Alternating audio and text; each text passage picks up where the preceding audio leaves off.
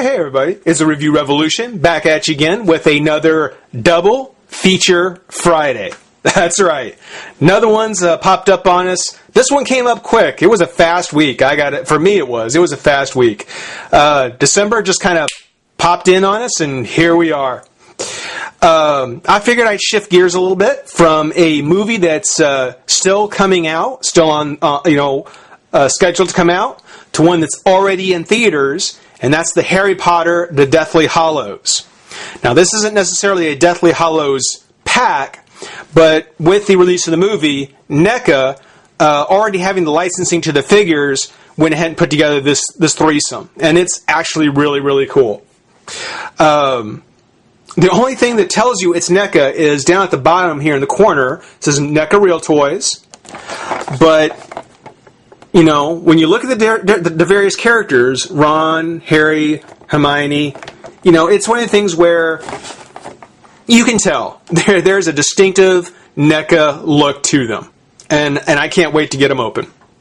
Packaging, not much on the packaging, just various pictures of the characters through the movies.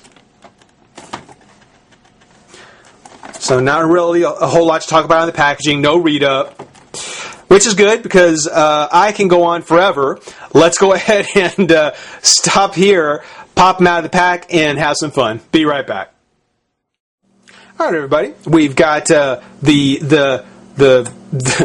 trio, the Harry Potter trio, out of their pack, and considering I think it was the last movie, I think it was the Order of the Phoenix. Or no, that was Half-Blood Prince. Order of the Phoenix was before that. See, I'm getting my Harry Potter mixed up. Fans, don't beat on me. But since the Order of the Phoenix, Neca has had, maybe even earlier than that, but they did have the rights to the Harry Potter figures. And I'm so glad they did because it was actually a very cool line. I've been trying to get some of the other figures there, but I like the fact that they re-released them in this 3-pack. Ron and Hermione, I think, are just basic re-releases of those figures, and I do think Harry's kind of an original sculpt, at least in his torso and arms. And we'll get to why here in just a moment.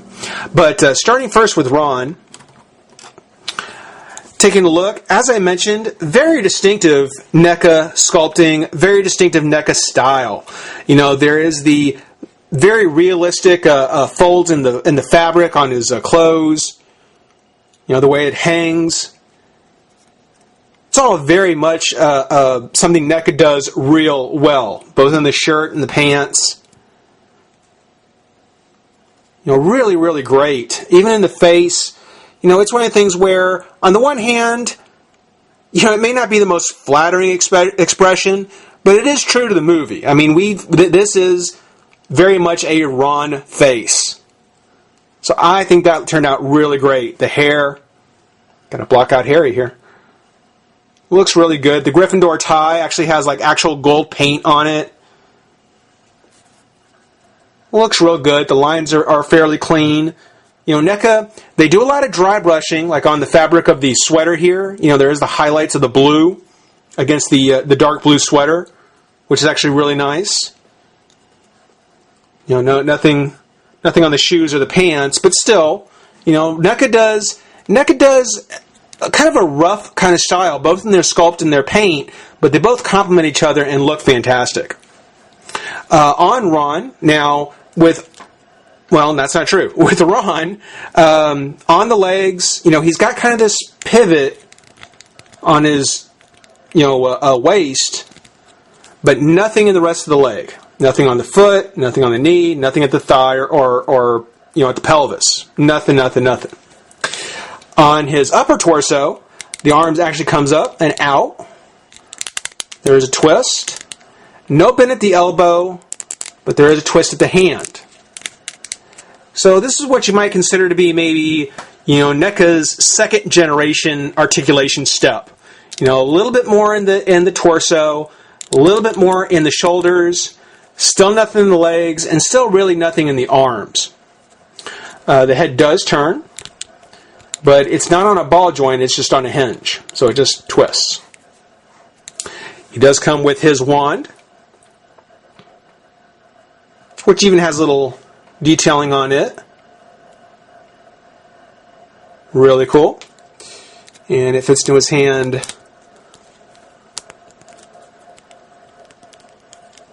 oops, like so. And Ron stands pretty well on his own, but I wanted to go ahead and keep him on his base because Hermione does not. She does need her base pretty badly. Very nicely done. I love how this figure turned out. I love how Hermione looks. I think they really captured the look beautifully. Both with the face. The face actually comes off looking really good. The expression on the face is really nice. But just like with Ron, the paint on the sweater, the highlights in the hair, and the tie. Now the paint here is a little bit sloppier. The red kind of goes over a little bit, and the gold isn't necessarily as clean. But when you look at the figure as a whole, this is a fantastic look on Hermione. It looks great. Like Ron's jeans, like his pants, there's no highlight in her skirt. They're just kind of made of this soft material, which is a little confusing because her legs, there's no joint in her leg, only a twist. It's actually at both. And I don't really understand why she has the twist at her legs, considering that if you don't get them in the right position anyway, she's not going to stand. Like Ron, she does have a twist at the waist. Actually, it's kind of a ball joint also, apparently. Yeah. Her arms come up and out, much more than Ron does. And the head is on a twist because the hair is a soft plastic as well. So really, really good. She also comes with her wand, which I'm not sure how well that she'll hold this, but we'll give it a shot. Oh, there we go. And as I was saying, unless you get her just right, she's not really going to stand at all. So best to just go ahead and leave her on her base. Now, Harry. This Harry Potter is, I think, mostly an original sculpt for the Deathly Hallows, both in the outfit he's wearing, the blue shirt, but also you can tell that Neca has kind of taken their modern articulation, I guess articulation 3, which includes a ball-jointed head, which it does move up and down, not tremendously well, but it is there. Left and right. Arms come up, out, push the shoulder, elbow, and wrist.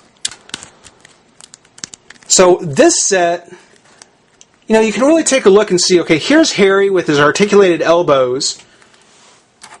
Here's Ron with his, kind of fixed arm. The amount of detail that you lose for having the larger range of articulation is so minimal when you look at the overall figure that I'm really glad to see Neca is going this route. It looks like a very bright future.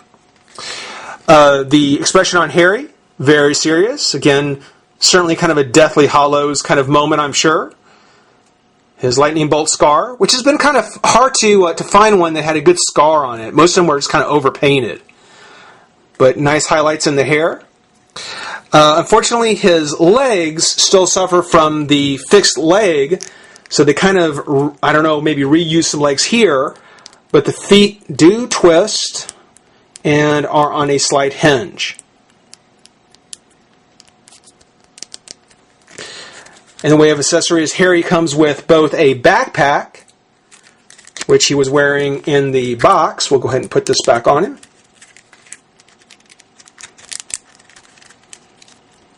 And the backpack doesn't do anything. It doesn't open up. Even though it feels hollow inside, it doesn't really open up anywhere. He does have his backpack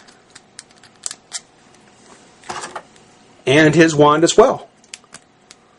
Let's see if we can get his wand to fit in.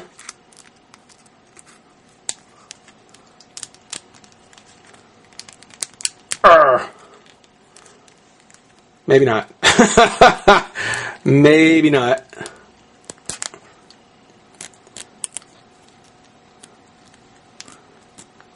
It's kind of a shame when they had the fourth movie. What was that one? The Goblet of Fire. The contestants actually got to wear these like holsters on their legs that their wands would fit in, and I thought that was actually a really neat idea. It's a shame they don't kind of incorporate that into the figures here. But a really neat 3-pack. You know, if you're a Harry Potter fan and you may not have picked up the Harry Potter figures when they first came out by Neca, these are available at Borders, right about $20. I would certainly say now's a good time to pick it up because, you know, Borders is having all their big sales, and with the movie coming out, they've got plenty in stock.